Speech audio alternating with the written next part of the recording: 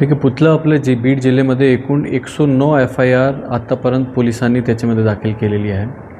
500 लोकांवर प्रतिबंधक कारवाई सुद्धा त्याच्यामध्ये केलेली आहे.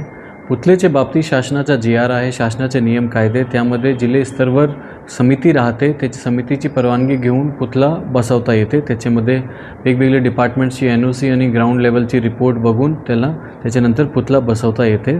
सगळ्या लोकांना माझं हेच आव्हान राहील की हे आपण जे पुतळा बसवत आहे ते आपले इतिहासाचे खूप मोठे ज्यांची हस्ती आहे त्यांचे आपण पुतळा बसवत आहे, तो लीगल मार्ग वापरा, कायदेशीर मार्ग वापरा.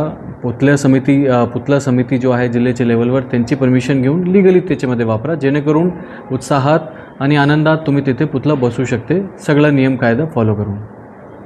या कारवाईनंतर आता पुढची कारवाई कशी असणार आहे जर अशाच पद्धतीने सुरू असेल? पुतळ्याच्या बाबतीत जे लोकांनी उल्लंघन केलेलं आहे प्रतिबंधक कारवाई आम्ही त्याच्यामध्ये केलेली आहे. आणि त्याचबरोबर आता जे लोक ह्याच्यामध्ये परत ते करते त्याच्यामध्ये जेलचे सुद्धा प्रावधान